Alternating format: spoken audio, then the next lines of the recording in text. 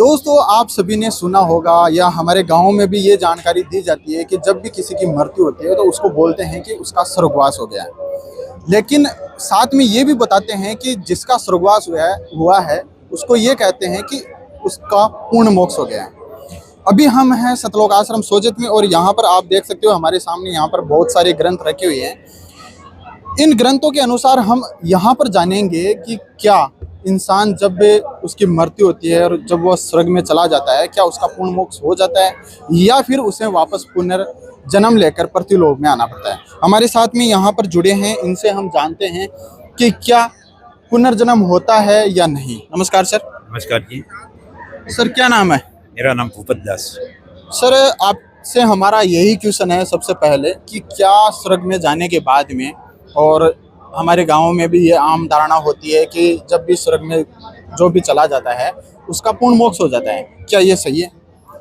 जो ये धारणा लगाई हुई है कि भाई कोई भी गांव के अंदर भी आपके क्या हमारे भी क्या होता है कि कोई भी मर जाता है तो क्या स्वर्गवास हो गया उसका, वो स्वर्ग में गया। ठीक है, स्वर्ग और नरक भी है, लेकिन जो गीता जी के हिसाब से अगर चलने जाए तो मैं आपको गीता जी में प्रमाण भी बता सकता हूँ। तो मैं आपको ये बता रहा हूँ, ये गीता जी है और गीता जी का ये अध्याय 8 निकाल रहा हूँ।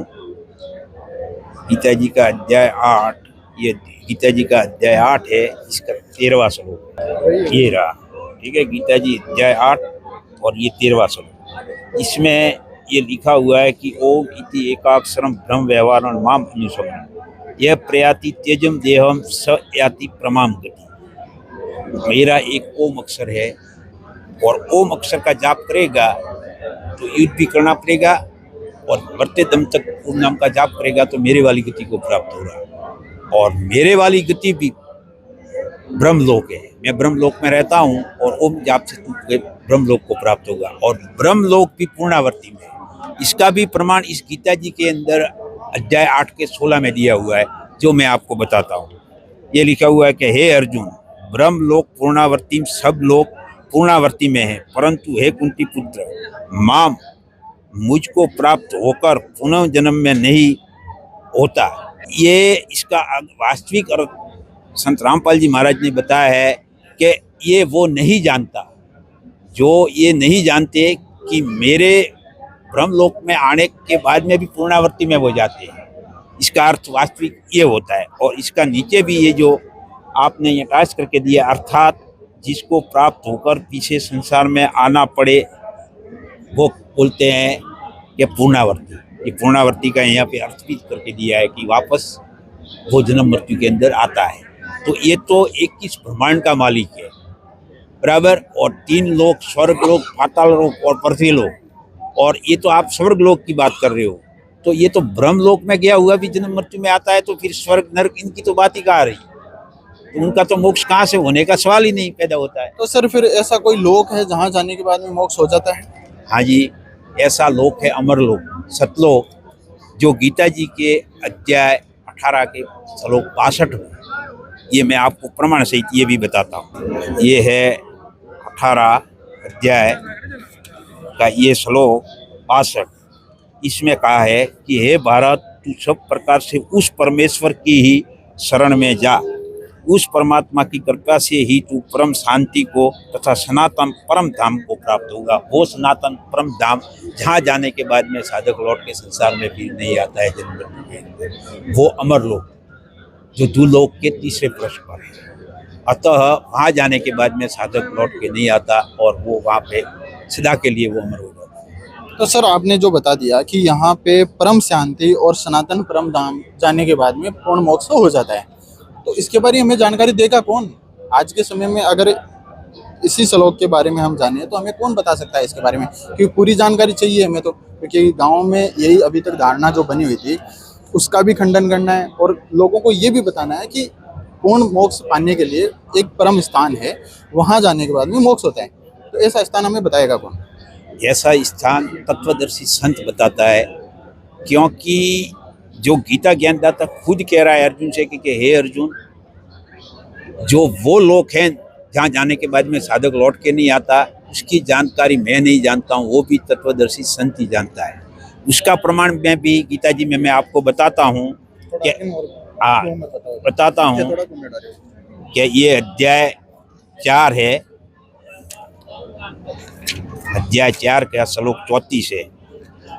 ये अध्याय 4 ये श्लोक है 34।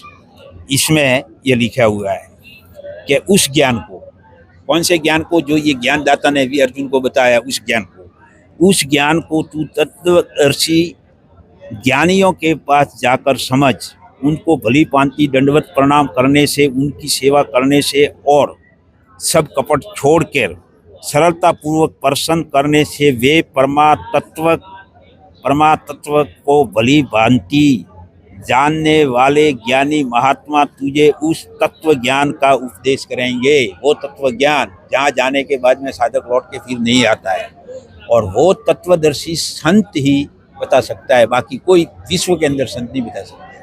तो फिर संत की क्या पहचान है? हमें कैसे पता चलेगा कि वो तत्वदर्शी संत कौन है?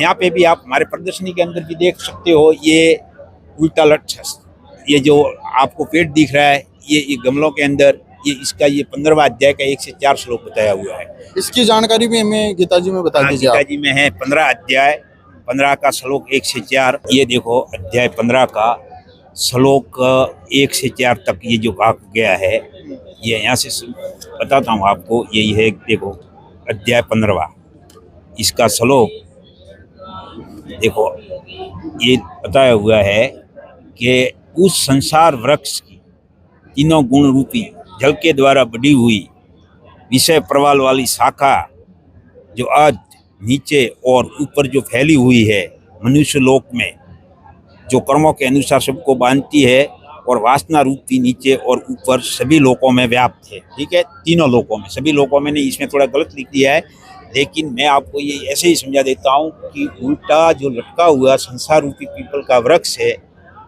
उसकी जड़ क्या है, तना क्या है, और डार क्या है, और पत्ते क्या है, वो वेद सहित बता देगा। वो तत्वदर्शी संत है। जो कबीर साहब ने 700 वर्ष पहले कहा था कि अक्षर पुरुष एक पेड़ है, निरंजन वाकी डार, तीनों देवा शाखा है, और पात रूप संसार।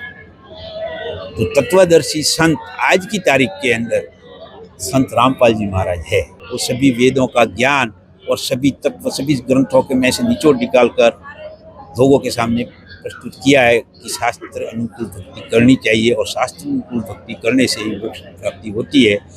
फिर वो अमरलोक में गया हुआ प्राणी वापस जन्म में नहीं आता। तो आपने जैसे बता दिया कि जो तत्वदर्शी संत है उसी से वो ज्ञान लेना चाहिए, फिर वह ज्ञान लेने के बाद में उसका पूर्ण मोक्ष हो जाता है। लेकिन वह ज्ञान कौन सा है, वो ज्ञान हम कैसे ले सकते हैं, इसके बारे में आप कुछ हमारे दर्शकों को बताइए। वो ज्ञान जो आपने ये पूछा कि कैसे ले सकते हैं, कि संत रामपाल जी महाराज के आज आश्रम भारत के अंदर कम से कम 12 आश्रम बने हुए हैं, और हर जिले के अंदर नामदान सेंटर खोले हुए हैं।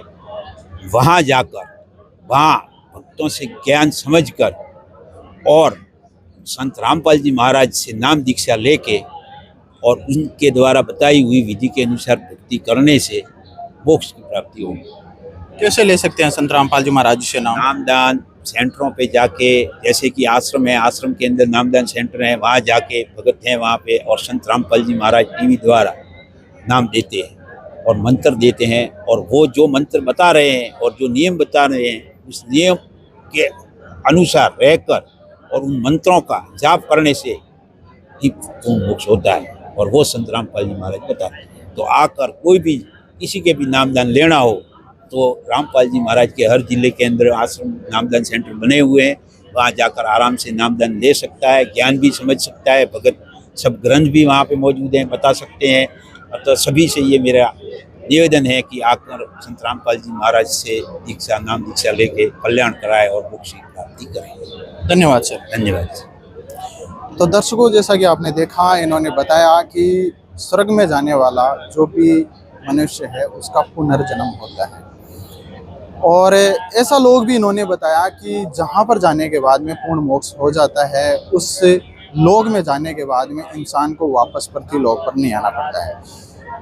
लेकिन आपको इसके लिए संत रामपाल जी महाराज जी से जुड़ना पड़ेगा, उनकी बताए अनुसार जो भक्ति है वो भक्ति करनी पड़ेगी, तभी आप उस परम स्थान को प्राप्त हो सकते हो। बने रहिए ऐसे न्यूज़ के साथ। मैं योगेश कुमार, धन्यवाद।